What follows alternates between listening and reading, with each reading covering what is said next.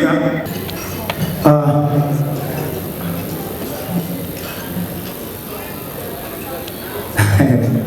unajua mara nyingi nimeshazoea nikipanda stage naimba, ndio natakiwa nizungumze na kitete. Mheshimiwa Dr. Jakaya Mrisho Kikwete, Rais wa Jamhuri ya Muungano wa Tanzania, Mheshimiwa John Pombe Magufuli, mgombea wa rais kupitia tiketi ya Chama cha Mapinduzi, Mheshimiwa Abdulrahman Kinana, Katibu Mkuu wa Chama cha Mapinduzi, Mheshimiwa General Makamba na waheshimiwa viongozi wengine wa kitaifa, wasanii wenzangu, mabibi na mabwana, asalamu alaykum. Bwana asifiwe.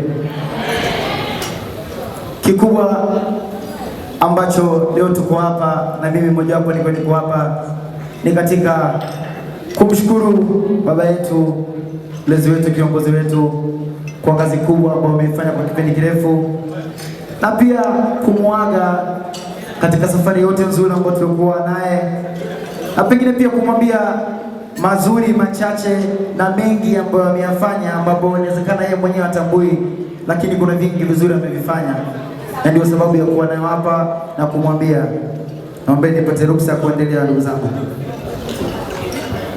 Mheshimiwa Rais, mimi naitwa Nasibu Abdul.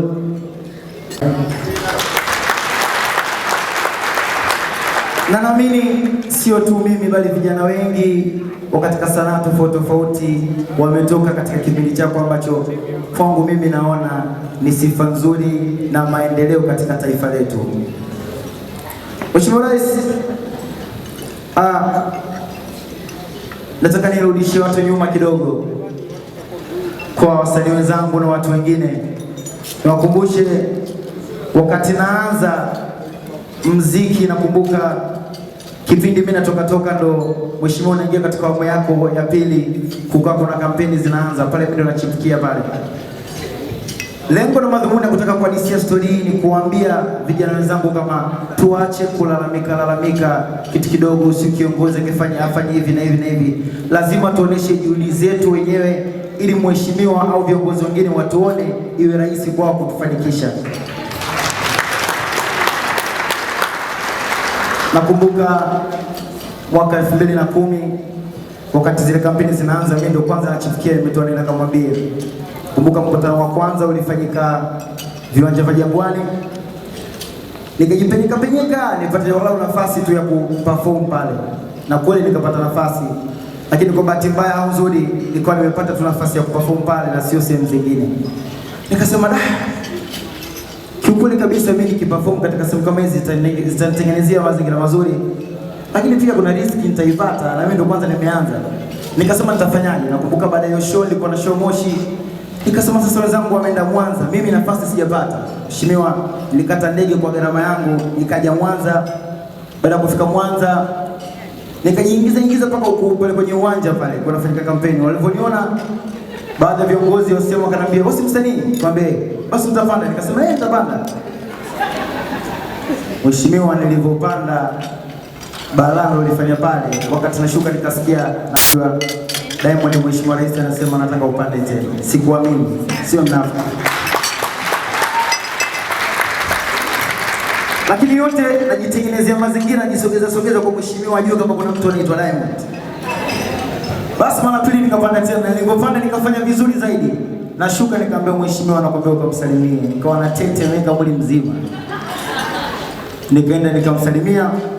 Baada ya kumaliza pale nikajua kabisa nimefanya vizuri, nikajifanya kama natingisha. Jamani, mimi narudi dawa. Akaniambia wewe, si tunaenda Musoma. Nilipofika Musoma nikapata bahati kabisa ya kula nini na mheshimiwa kwa mara ya kwanza, na zilificha mpaka leo ninazo.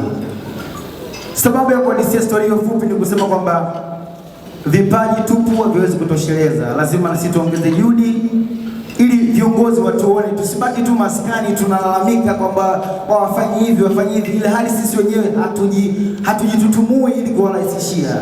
Hiyo ndio pointi yangu kusema hivi. Mheshimiwa, pamoja na kuwa Mwenyezi Mungu amenijalia kipaji cha kuimba na kadhalika, lakini naamini mchango wako ni mkubwa sana kusababisha mimi kuwa hapa pamoja na vijana wenzangu ambao ni wasanii.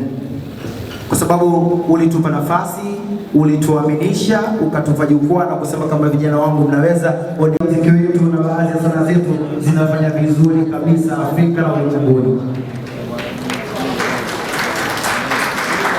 Mheshimiwa, nisingependa nikuchoshe sana. Kwa furaha na masikitiko, kwa documentary fupi ambayo tumeiandaa ya wasanii wenzangu ambao wanazungumza, wanaelezea hisia zao kama nilivyozungumza mimi kwa kipindi hichi chote ambacho umekuwa na sisi toka utazame, lakini pia nikupe hongera nyingine kwa sababu tumepata maendeleo mengine leo. Kijana wako nimepata mtoto wa kike.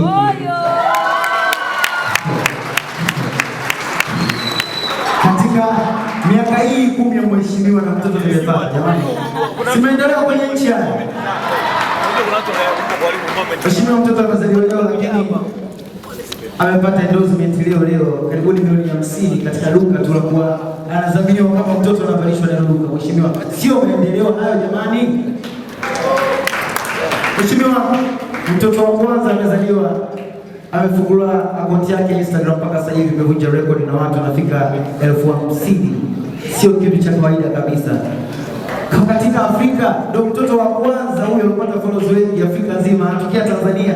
Si maendeleo hayo? Rais, nakushukuru sana na kuomba nikuache niwakaribishe wenzangu. Asante sana.